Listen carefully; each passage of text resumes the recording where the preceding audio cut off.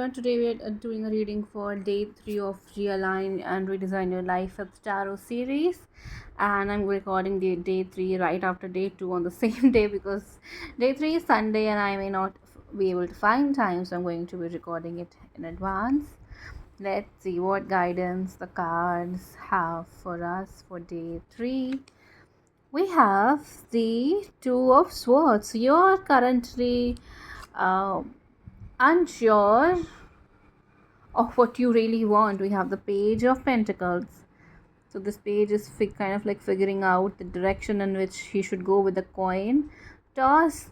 Kind of like waiting for either a divine sign or something, right? You need help figuring out where to go next. This guy has a map here laid out on the ground.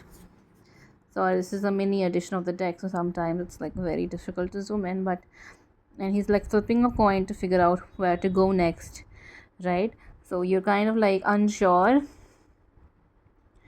of what your next step in the journey should be for you. All right, so another card. So I did a walkthrough of this particular deck, and in that reading also kind of got the message that the Chariot in this deck represents deciding where to go. So far we have the Eight of Cups. So you're going somewhere.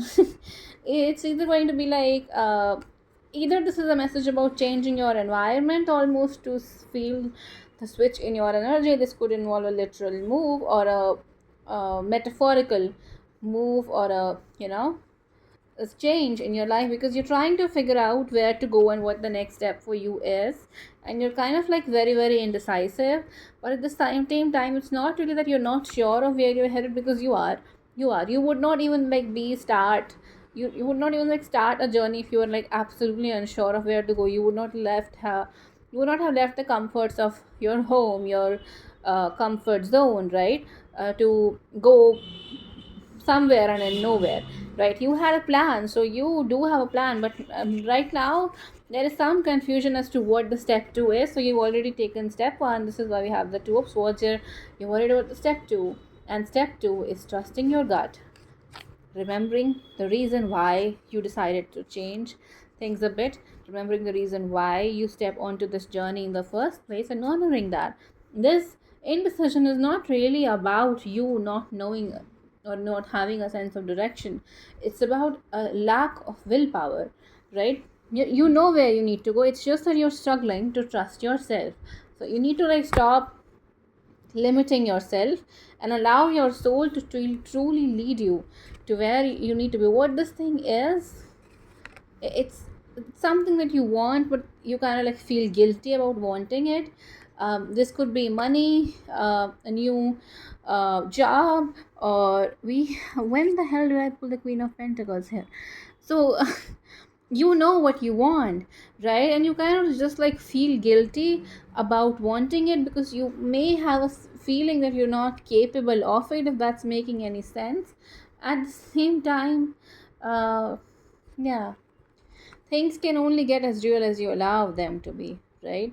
You have a vision, but you're kind of like having second thoughts, second guesses. You're not really fully believing in yourself. So for today, your guidance is to figure out where this hesitancy is stemming from. Take some time to journal about it, think about it, think about how you're limiting your own visions, and first of all define what that vision is in the first place. This could be a vision about your love life. This could be a block that you're trying to like overcome in your like financial life, love life, in any area of your life. Know that you already have what you need. You already have the guidance that you need. You already know where you want to go. It's just that there is a little bit of hesitancy because you're not sure if you can get there. You may also be like someone who gets distracted very easily about when maybe you heard something, heard someone say something, or you already have a lot of like a lot of on your plate, a lot that you've already been disappointed by. So now you're kind of like scared to go to a new direction. Spirit wants you to change that. Spirit wants you to know that you, it's okay that you were hurt, it's okay things did not work out for you in your past. Let those experiences teach you lessons and help you move on, rather than allowing them to change who you could be, what you could do, what your new reality could be. Don't allow them to steal your vision from you. Allow yourself to write a new story. And if you can't figure out anything at all, just write a new story. You don't need to go into what you wanted. Just start with where you are now, what you want now. Don't be tempted by illusions. Don't be tempted by this is going to be hard.